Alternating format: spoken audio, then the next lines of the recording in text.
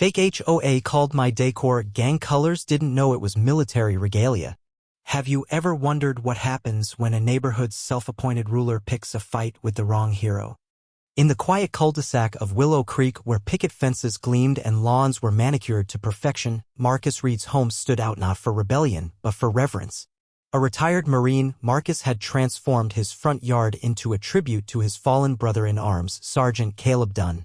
A folded American flag rested in a glass case, flanked by Caleb's bronze star and purple heart mounted on a modest wooden stand. A navy and gold banner read, "In memory of Sergeant Dunn, hero of Fallujah." To Marcus, it was sacred. To one woman, it was an eyesore. Enter Karen Whitaker, the self-proclaimed queen of Willow Creek's so-called homeowners association. Karen, with her clipboard and perpetual scowl, had a reputation for terrorizing neighbors over minor infractions to tall grass, unapproved mailboxes, even holiday lights deemed too festive. But Willow Creek had no official HOA. Karen's association was a sham, a power trip fueled by her need to control. She'd send threatening letters on fake letterhead, demand fines for violations she invented, and bully residents into compliance. Most complied to avoid her wrath. Marcus, however, was not most people. It started with a letter slipped under Marcus's door, accusing him of displaying gang-affiliated colors with his gaudy navy and gold decor. The note demanded he remove the offensive display within 48 hours or face a $500 fine. Marcus read it twice, his jaw tightening. Gang colors? The banner's colors were those of the Marine Corps, chosen to honor Caleb's sacrifice. He'd spent weeks getting permission from Caleb's family, crafting the tribute with care. This wasn't just an insult, it was a desecration. Marcus confronted Karen at her pristine colonial-style home, letter in hand. "This is a memorial for a soldier who died for this country," he said, voice steady but laced with fury.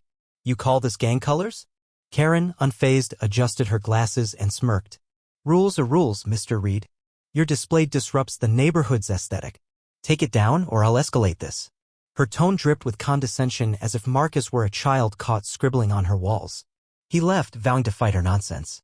The truth about Karen's fake HOA began to unravel when Marcus shared the letter with his neighbor, Lila, a retired librarian with a knack for digging up dirt.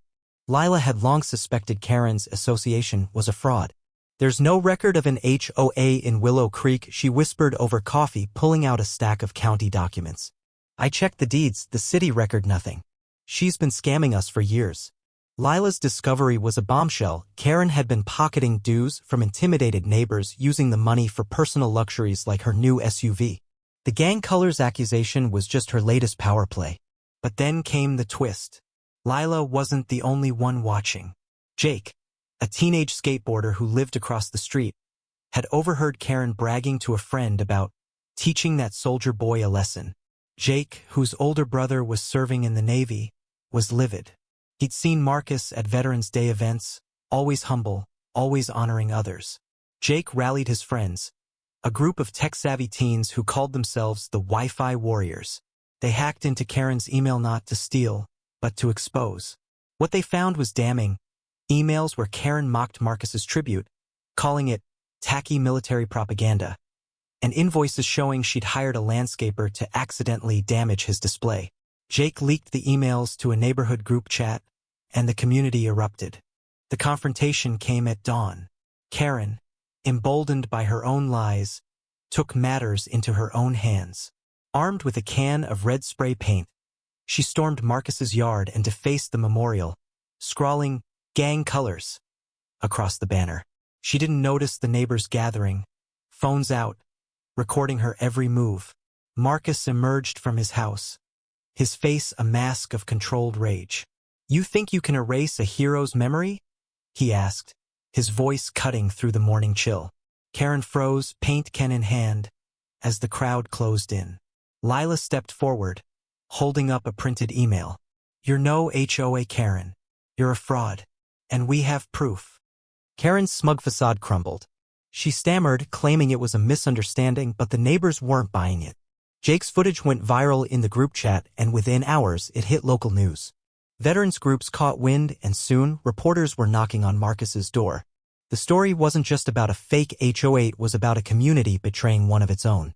Karen's lies unraveled further when a local lawyer, a veteran himself, offered to represent Marcus pro bono. He filed a cease and desist against Karen's fake HOA and threatened legal action for defamation and vandalism. The fines she collected? She was ordered to refund every cent. Karen's downfall was swift. Neighbors shunned her, her fake HOA dissolved, and her prized SUV was repossessed when she couldn't explain the missing funds. Marcus's yard became a pilgrimage site for local veterans who added their own Tributeza flag here, a medal returning it into a living memorial. Karen, humiliated, put her house up for sale, but no one would touch it. She was last seen driving out of Willow Creek, her car packed with boxes, her reign of terror over. Marcus stood on his porch looking at the restored memorial, now adorned with flowers from neighbors. He didn't gloat, wasn't that kind of man. Instead, he invited the community to a barbecue where they raised a toast to Caleb and all who'd served. "This isn't about me," Marcus said, his voice thick with emotion. "It's about remembering those who gave everything." The crowd nodded, some in tears, united by a shared respect for sacrifice and a shared disgust for Karen's betrayal. What would you have done in Marcus's shoes? Would you have fought back against a bully like Karen? Or let her lies slide to keep the peace? Share your thoughts. Where do you draw the line when someone disrespects what matters most?